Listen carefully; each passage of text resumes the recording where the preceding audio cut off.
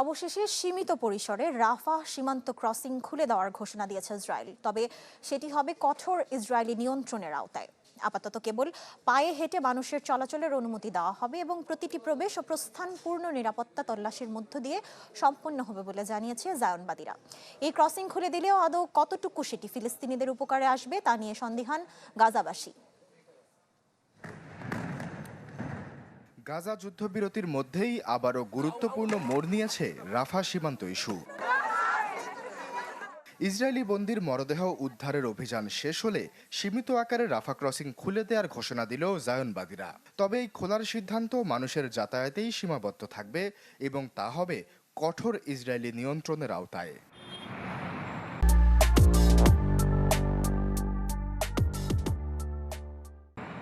প্রধানমন্ত্রী বেনিয়ামিন নেতানিয়াহুর দপ্তর জানায়, বর্তমানে গাজায় কোনো জীবিত ইসরায়েলি বন্দী নেই। শুধু একজন পুলিশ কর্মকর্তা রান গিভলির মরদেহ এখনও ফেরত আসেনি। ইসরায়েলি সেনাবাহিনী উত্তর গাজার একটি এলাকায় লক্ষ্যভিত্তিক অভিযান চালিয়ে মরদেহ উদ্ধারের চেষ্টা করছে এবং একাধিক গোয়েন্দা তথ্য যাচাই করা হচ্ছে। রাফা ক্রসিং খোলার বিষয়টি গেল অক্টোবর মাসে যুক্তরাষ্ট্রের মধ্যস্থতায় হওয়া যুদ্ধবিরতির প্রথম ধাপেই নির্ধারিত ছিল। সম্প্রতি ওয়াশিংটন জানিয়েছে যুদ্ধবিরতির দ্বিতীয় ধাপ শুরু হয়েছে, যেখানে গাজা পুনর্গঠন এবং ইসরায়েলি সেনা প্রত্যাহারের কথা রয়েছে। তবে ইসরায়েল জানিয়েছে আপাতত কেবল পায়ে হেঁটে মানুষের চলাচলের অনুমতি দেওয়া হবে এবং প্রতিটি প্রবেশ ও প্রস্থান পূর্ণ নিরাপত্তা তল্লাশির মধ্য দিয়ে সম্পন্ন হবে। রাফা ক্রসিং গাজার ২০ লাখ মানুষের জন্য বাইরের বিশ্বের সাথে একমাত্র যোগাযোগের পথ। ২০২৪ সাল থেকে গাজার দিকের এই সীমান্ত ইসরায়েলি সামরিক নিয়ন্ত্রণে রয়েছে।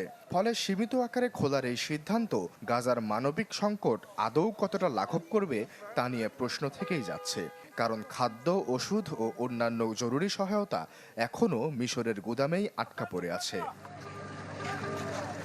এদিকে যুদ্ধবিরতি সত্ত্বেও গাজায় ইসরায়েলি হামলা পুরোপুরি থামেনি। সাম্প্রতিক হামলায় উত্তর ও দক্ষিণ গাজায় প্রাণ হারিয়েছেন অন্তত ৩ ফিলিস্তিনি, আহত হয়েছেন আরও বেশ কয়েকজন। স্বাস্থ্য মন্ত্রণালয় জানায়, যুদ্ধবিরতি শুরু হওয়ার পর থেকে এ পর্যন্ত চুক্তি লঙ্ঘন করে ৪০০-র বেশি ফিলিস্তিনিকে হত্যা করেছে আইডিএফ, আর ২ বছরের নিহতের সংখ্যা ছাড়িয়েছে ৭১,০০০। আশ্বাস চৌধুরী, চ্যানেল 24।